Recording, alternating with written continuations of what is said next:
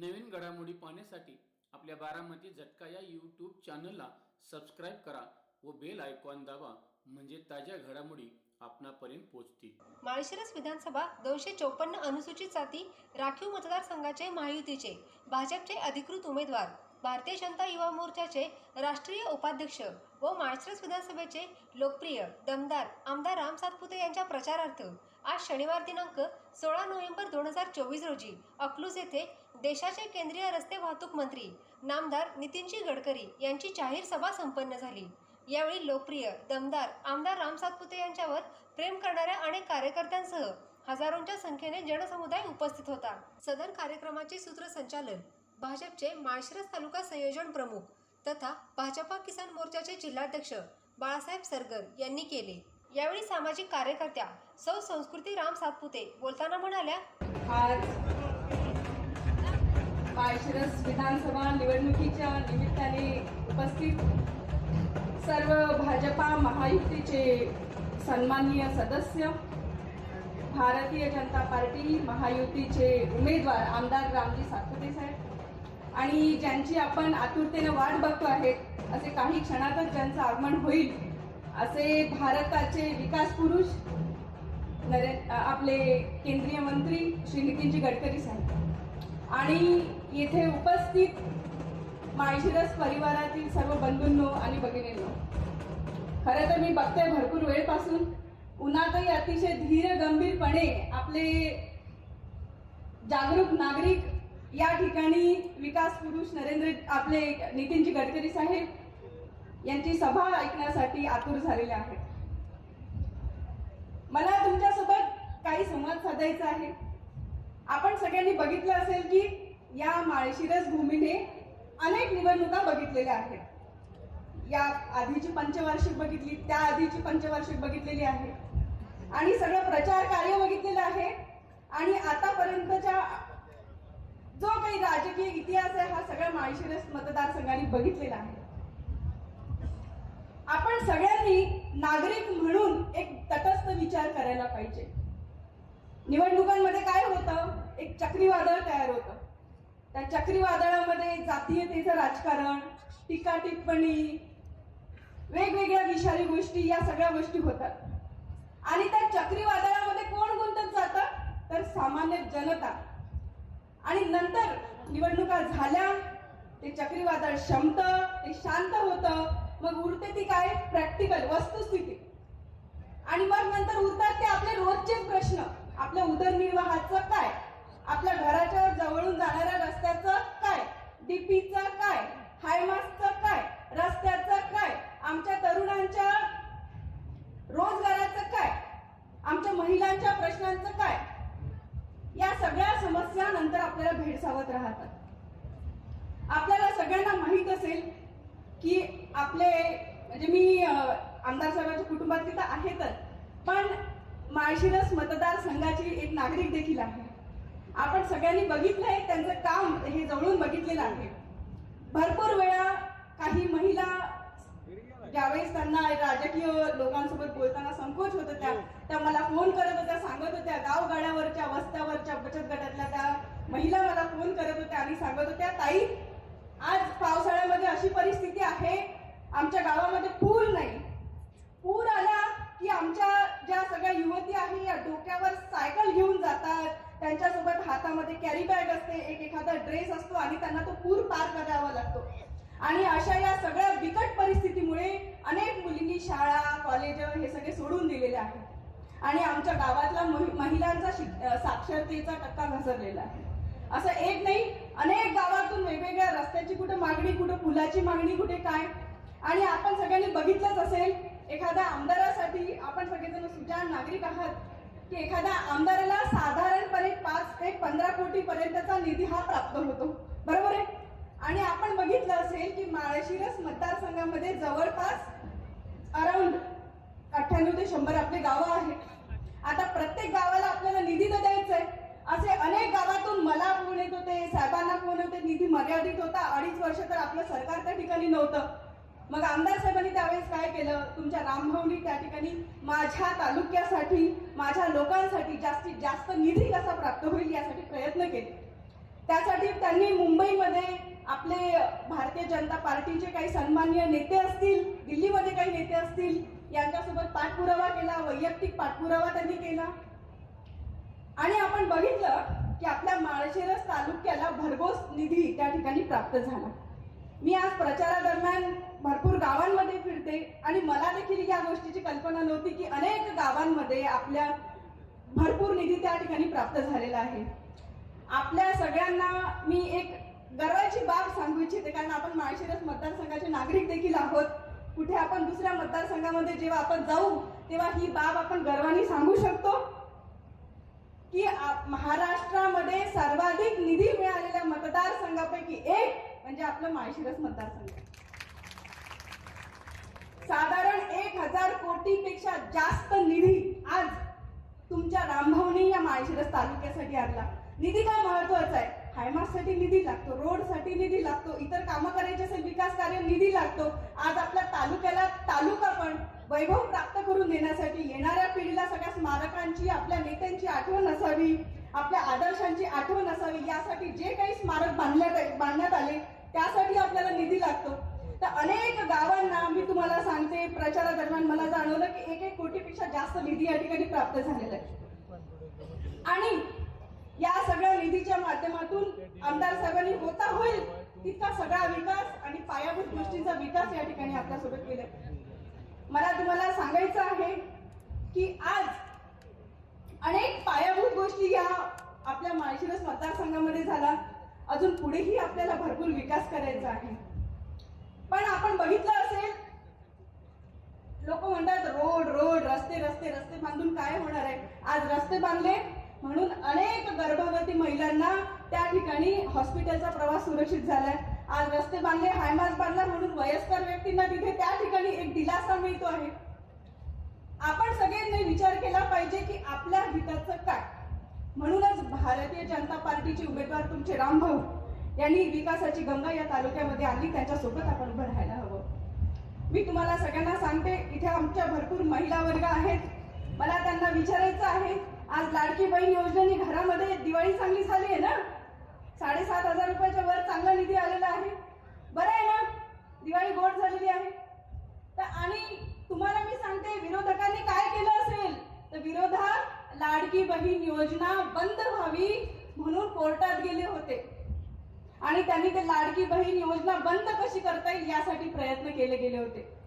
तर आपल्या महिलांचा विचार करणारं एकच सरकार आहे आणि तुमचा एकच भाऊ आहे, तो म्हणजे रामभाऊ. आपण सगळ्यांनी विचार केला पाहिजे की आतापर्यंत आपल्या बसचा प्रवास असेल, इतर कोणी या संदर्भात महिलांच्या संदर्भात कोणी विचार केला नाही. आतापर्यंत 70-75 वर्षामध्ये आपण एकदा तरी बघितलं का की महिलांचा विचार कोणत्या तरी राज्य पातळीवर एखाद्या सरकारने केलेला आहे? कधीतरी यापूर्वी आपल्याला लाडकी बहीण योजना मिळाली का? पण आता कुठे मिळते तर या विरोधकांच्या डोळ्यामध्ये खुपतंय आणि म्हणून ते कोर्टामध्ये जात आहे. मला सगळ्या माता भगिनींना या व्यासपीठाच्या माध्यमातून सांगायचं आहे की आपली लाडकी बहीण योजना चालू ठेवायची असेल तर आपल्याला भारतीय जनता पार्टी सोबत, तुमच्या रामभाऊ सोबत तुम्हाला कणखरपणे खंबीरपणे उभं राहावं लागेल. आणि अजून एक खुशखबर देते की 1500 रुपयाचा आपला हप्ता आता 2100 होणार आहे. आणि ही तर केवळ सुरुवातच आहे. ही तर केवळ सुरुवातच आहे. आता मुलींना उच्च शिक्षण देखील यावेळेस मोफत करण्यात येणार आहे. आपल्या सगळ्या माता भगिनींना मी सांगते की आज हा जो लाडकी बहिणींचा हप्ता मिळाला यांनी आपल्या कुटुंबाला हातभार लागलाय ना, तर मग आपली ही जबाबदारी आहे की आज आपल्या कमळासोबत, आपल्या भारतीय जनता पार्टी सोबत आपण आपल्या कुटुंबाला देखील घेऊन यावं, त्यांना गोष्टी समजून सांगाव्या, आपल्या मैत्रिणींना काही गोष्टी सांगाव्यात. कारण हे जे चक्रीवादळ तयार होते त्याच्यात गुंतून कोणी पडते, पण राहतात नंतर ते आपल्या समस्याच ना. त्यामुळे आज मी तुमच्या सगळ्या माझ्या मैत्रिणी इथे उपस्थित आहे आणि अनेक जणी लाईव्ह बघत असतील, त्यांना माझी ही विनंती आहे की आज आतापर्यंत कोणी महिलांचा विचार केला नाही. केवळ हे एकमेव सरकार आहे की जे महिलांचा विचार करत आहे आणि आपण आपल्या हिताचा विचार त्या ठिकाणी करूया. आपल्यापैकी भरपूर जणांनी आमदार साहेबांचा जनता दरबार बघितलेला असेल. अनेक वेळी त्यांनी जनता दरबार तिथे भरवला. जनता दरबारामध्ये आपण आमदार साहेबांचे भाषण ऐकले असतील. त्यांनी ते भरपूर वेळा म्हटलेलं आहे की मी आमदारकी तुमच्या पायाशी आणून ठेवेन. भरपूर वेळा हे ऐकलेलं आहे आणि जे त्यांनी बोलले ते तसं त्यांनी करून देखील दाखवलं. आमदारकी खरोखर तुमच्या पायाशी आणून ठेवली म्हणून जनतेचा दरबार त्या ठिकाणी भरवला आणि एक जनतेचा सेवक, एक सालगडी म्हणून त्यांनी त्या ठिकाणी सेवा केली. जनता दरबार भरवला म्हणून अडचणी देखील झाल्या. आज मी तुम्हाला सांगते की थेट जनतेसोबत आपण इथं या ठिकाणी संपर्क साधला. जनता दरबारामध्ये अनेक माता भगिनी येत होत्या, अनेक वयस्कर मंडळी येत होते, कोणीही येत होतं. त्यावेळेस आमदार साहेब येणाऱ्या माणसाला हा प्रश्न विचारत नव्हते, तू कोणत्या जातीचा आहे, तू कोणत्या पक्षाचा आहे, तुझ्या घरात मतदानाचा गठ्ठा किती आहे, तू कोणत्या गटाचा आहे. या प्रकारची कुठलीही विचारणा न करता जी व्यक्ती येईल त्याचं प्रामाणिकपणे काम त्यांनी तिथे केलं आणि आपण हे सगळ्यांनी बघितलेलंच आहे. आणि जनता दरबारात मला अनेक जण येऊन सांगतात की ताई आम्ही जनता दरबारामध्ये आमच्या समाजाच्या समस्या घेऊन गेलो, तर त्या समाजाच्या समस्या देखील साहेबांनी लिहून घेतला, त्यावर अभ्यास केला आणि विधिमंडळामध्ये समस्या त्या ठिकाणी मांडल्या. तर आपल्या माळशिरससाठी गर्वाची बाब अशी आहे की अनेक समाजाच्या, प्रत्येक समाजाच्या मागण्या आपल्या महाराष्ट्रामध्ये माळशिरस मतदारसंघातून गेलेल्या आहेत. आज आपल्या सगळ्यांना मी एक गोष्ट सांगू इच्छिते. एक प्रचारादरम्यान मला एक व्यक्ती भेटली आणि त्यांनी सांगितलं की आमच्या समाजाची मागणी मी आमदार साहेबांना रात्री 10:30 वाजता सांगितली. 11:30 वाजता तो सेशन चालू असताना साहेबांनी ती विधिमंडळामध्ये घेतली, त्या ठिकाणी प्रश्न तिथे मांडला.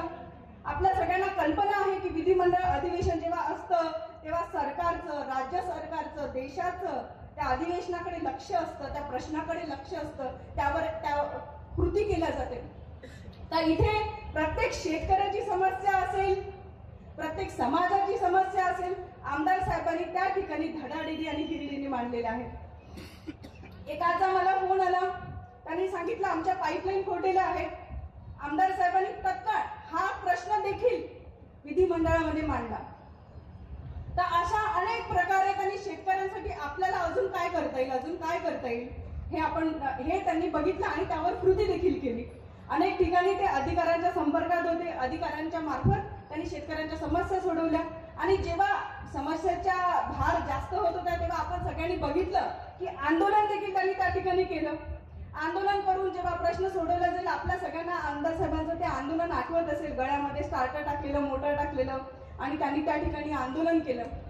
शेतकऱ्यांच्या समस्या ज्या प्रकारे सोडवता येईल त्या प्रकारे तुमच्या रामभाऊनी त्या ठिकाणी प्रयत्न केले आणि अनेकदा तर विधिमंडळामध्ये त्या विषयावर, वीज बिलाचा प्रश्न असेल यावर आवाज उठवला. आणि आनंदाची गोष्ट अशी जी आपण सगळ्यांनी अनुभवलेली आहेच की आज आपल्या भारतीय जनता पार्टीने फक्त केवळ यापूर्वीचं जे काही सरकार होतं, जे उद्धव ठाकरे ज्यावेळेस मुख्यमंत्री होते त्यावेळेस आपण बघितलं की वीज बिलासंदर्भात शेतकऱ्यांना किती त्रास झाला.